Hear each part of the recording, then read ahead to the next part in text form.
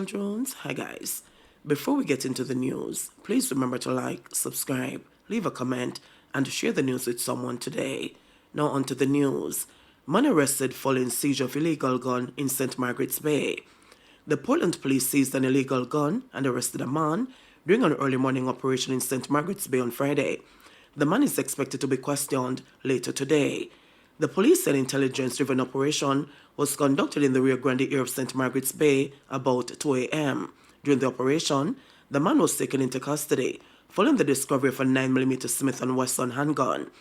The Rio Grande area of St. Margaret's Bay has been under increased scrutiny since the narcotics police recovered more than 1,200 pounds of compressed ganja along the riverbank in April. St. Thomas chef dies after gun attack. A St. Thomas chef who was shot on Wednesday in Lower York District succumbed to his injuries on Thursday. He has been identified as 42-year-old Denry Miller of Lower York Main Road in Seaforth.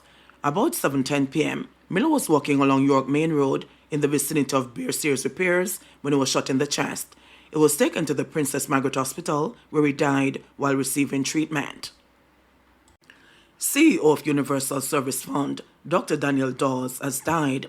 Chief Executive Officer, CEO of the state-owned Universal Service Fund, USF, Dr. Daniel Dawes, has died. He was found unresponsive at his home in St. Andrew earlier today. Head of the St. Andrew Central Police, Senior Superintendent Marlon Nesbeth, said no foul play suspected presently. The scene is being processed, he said at the time. Chairman of the USF board, Mitris Yaga, has expressed sadness at Dr. Dawes' death. A no-nonsense man that has worked hard to pull himself up the ranks. Just a horrible situation, he said on Friday afternoon. Siaga said earlier this month, Dr. Dawes graduated with his Doctor of Educational Leadership degree from the Delaware State University in the United States. Dawes was appointed USF CEO in January 2019. He previously worked at the Transport Authority as Managing Director and at the Health Ministry as Chief Food Inspector. Dawes is a former lecturer at the University of the West Indies Global Campus, formerly Open Campus. He was also chairman of the Advisory Council for the Master of Public Health and NSC Nursing at the University of Technology, Jamaica. The USF is an agency of the Ministry of Science, Energy, Telecommunications and Transport. The USF is mandated to ensure Jamaicans have access to information and communication technology services. It is funded by a levy on domestic telecoms service providers. Teacher charged for smashing car windshield during argument with child's father. A teacher who allegedly smashed away windshield of a vehicle belonging to her child's father during an argument has been charged in relation to the incident. Charged with malicious destruction of property is Felica Hunter, otherwise called Fel, a 30-year-old teacher of Lowana District in St. Elizabeth. According to the police, on May 19, Hunter was involved in an argument with her child's father at their home. During the dispute, it is reported that she used an object to smash the rear windshield of a Toyota Isis motor car. The matter was reported to the police and Hunter was taken into custody where she was arrested and charged. Head of the police division, Superintendent Coleridge Minter, said the teacher will remain in custody and taken to the parish court on Friday.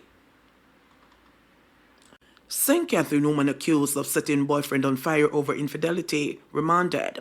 A St. Catherine woman charged for allegedly setting her boyfriend on fire during an argument about infidelity was remanded in the parish court today. 30-year-old Shanika Malcolm is charged with assault occasioning grievous bodily harm.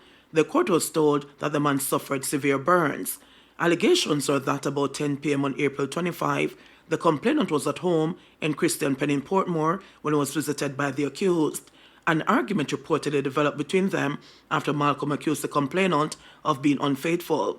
She reportedly doused him with a bottle containing white rum and allegedly used a lighter to set the complainant ablaze. He was rescued by a neighbor who poured water on him. The complainant was rushed to the Spanish Town Hospital, where he was admitted for extensive burns to his back and lower body. An investigation was conducted, which led to the arrest and charge of the accused. Top-level probe launch after Canadian visitors handcuffed by a cop in St. Anne. The police high commanders ordered a top-level investigation into an incident in which 2 Canadian visitors to the island were handcuffed and locked in a room by a member of the Jamaica Constabulary Force during a dispute 2 weeks ago. The Canadian High Commission is also monitoring the investigation. It is understood that the Independent Commission of Investigations (INDICOM), along with the St. Anne Police, commenced an investigation into the incident, which occurred on Sunday, May 12, at a property in Great Pond. It's reported that the two Canadian women were staying at the property when they got into a dispute with one of the waitresses and the supervisor. It is understood that the woman refused to pay for their meals after complaining about the service. A detective sergeant who was on the property intervened in the dispute. It's alleged that he placed the woman in handcuffs and locked them in a section of the property after they insisted that they would not pay the bill. They were eventually released after they agreed to pay the bill. The visitors then reported the matter to the Canadian High Commission and to the St. Anne Police. They also submitted videos of being handcuffed and locked up on the property by the policeman. The videos have been turned over to investigators. The Canadian woman also complained of sustaining bruises in the incident. The Canadian High Commission has been in contact with the Police High Command about the treatment of its nationals. Former JD physiotherapist who killed wife sentenced to 5 years in prison.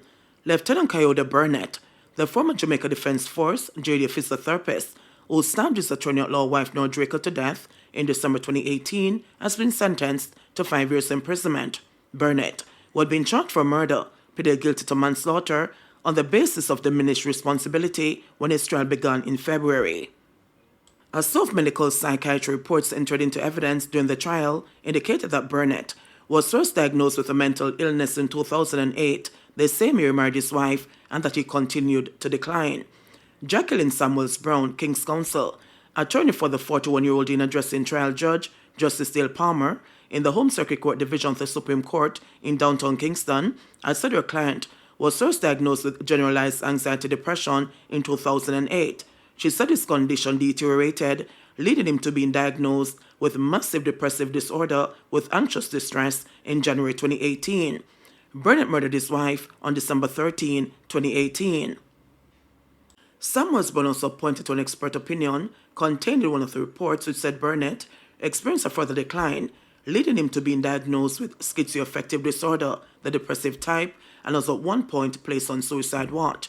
The experienced attorney, who had argued that all the evidence points in the direction of a supervisory order, had suggested a sentence of not more than 3 years.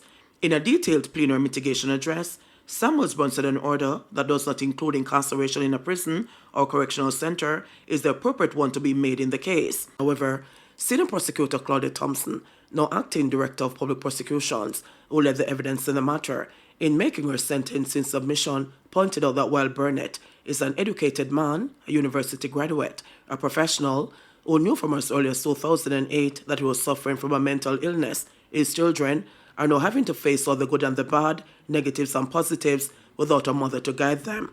He needs to be punished so that he'll understand the consequences of action and inaction. It is a custodial sentence that the Crown is urging on this court, she said. JBN will keep you informed. Please remember to subscribe, like, share, leave us a comment, and click the notification bell to receive our daily news items.